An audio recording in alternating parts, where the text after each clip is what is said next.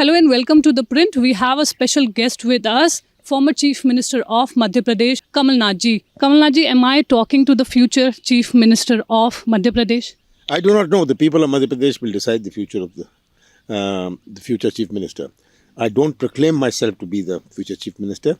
Let the people proclaim it. But how confident are you? I am very confident of the voters in Madhya Pradesh that they will keep their future secure. This election is just not about a candidate or a party. This election is about the future of Madhya Pradesh, the future of the youth, the future of our agricultural sector, the future of our trade. All this is up. But in 2018, there was a narrow gap between you and the BJP. What has changed since then, and how have you tried to ensure that we don't see a repeat of 2018 in terms of the narrow gap? I don't see any narrow gap. People will vote, I think, very, very forcefully. And between 2018, I was Chief Minister for 15 months, 2.5 months for Code of Conduct and Parliament election, 11.5 months. हमने अपनी नीति और नियत का परिचय दिया. Sir, my colleague Iram Siddiqui would also like to ask a few questions. So in 2018, when you formed the government, there was a rebellion, and this time around as well, we have seen a lot of infighting between some Congress candidates. How do you ensure that that does not lead to what happened within the party for candidates? You see, all this will happen. We had 4,000 applicants. Each one say, I'm winning. So I am doing that. I'm talking to everybody. Some are convinced, some are getting convinced, and some won't get convinced. But then, that's a normal phenomenon in every election. So many in the BJP say that the promises made by you and the Congress are not financially viable, and you are just promoting freebies culture. What has Shivraj Singh done in the last 5 months? There is no budgetary provision also for the announcements he's made from December onwards. We have very carefully calculated it. People used to say, how will you waive the loans? Right. I did loan waiver of 27 lakh people. I gave electricity at 100 units at 100 rupees. In a simplistic manner. It's not what you're doing. The process also must be simple. A lot of people are saying that the Ladli Behna scheme is resonating on ground. How do you see it? Well, it's a straight handout, but people understand that this is, they've remembered us after 18 years. So many in the BJP also accuse you of sort of, you are using soft Hindutva card. You hosted Baba Bageshwar in Chhindwara. Many in the Congress also felt a little, uneasy about it. I don't see what is this soft Hindutva. I've never understood this word. Religion is a matter of sentiment. I built the largest Hanuman temple 14 years ago. Right. What was the Hindutva in it? What was the politics in it? It's the largest Hanuman temple, which I built in my district. Now, if Bageshwar Maharaj announces he's coming to Chhindwara, obviously, me being from Chhindwara, would go and attend his program. What does it make Hindutva? If he didn't come, he didn't come.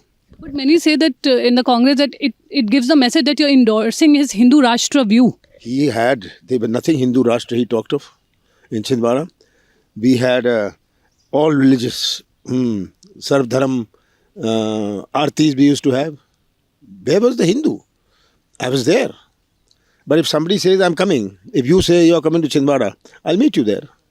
What's the problem? BJP has been talking about the construction of Ram Mandir in Ayodhya. They're talking about that we are the ones who have really done something as far as Hindu religion is concerned. Well, is politics about religion? Does religion as an ingredient have politics in it? And Ram temple, they are the government. If they build it, they don't have ownership title of it. The Ram temple is owned by every citizen of this country. But if they want to say, we built it, of course you're in the government, you better have built it.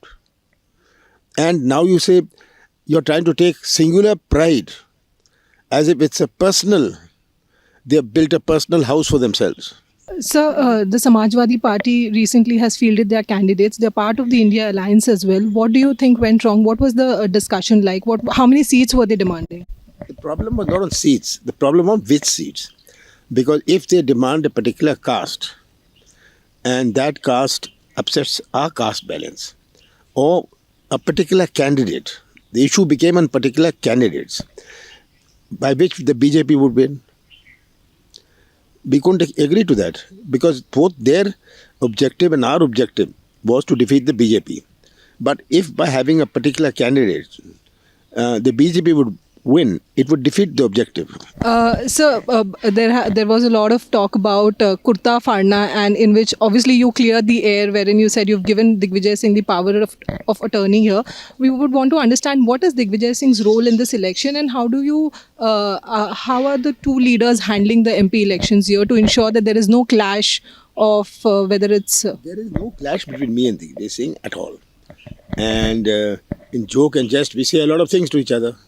So that doesn't mean there's any clash, and he's playing a substantive role. He's playing a very active role, and he was with me till late night. He will be with me till late night today. We review things, we make further strategies, and everybody's working together. So one last question that, as far as many point out that, this could be your last election, both you and Vijay Singh are in your 70s. What is this new leadership that you are promoting as far as Madhya Pradesh is concerned? You don't promote leadership. Leadership comes by itself. And we'll see what happens. So you don't start promoting XYZ. You must have the ingredients of leadership. But how do you see your political opponent Shivraj Singh Chouhan, considering his government has been there for many years? How do you see him? Well, 18 years he's been in government, and I don't have to see him. The BJP themselves are feeling shy to announce him as a chief minister. If they don't see him, good. Where will I see him? But sir, you are the only one who's visible on the Congress posters. None of the state leaders are, visible. BJP says that we have a galaxy of leaders, and which is why we are going ahead in this election with collective leadership. A large number of local leaders. What happens, what posters they put up, I don't see, I don't know. So, the BJP has enforced a lot of schemes that the Congress announced, whether it was the free electricity or whether it was the guarantee for women or subsidized cylinders. So in this context, what do you think Congress has to offer and how do you counter the strategy of the BJP? We have announced our Vachan Path, and our Vachan Path has all the ingredients. There's everything in it, and it's a very carefully drafted and thought of manifesto which we've come up with. This is Neelam Pandey. And this is Idam Siddiqui here, reporting from Madhya Pradesh.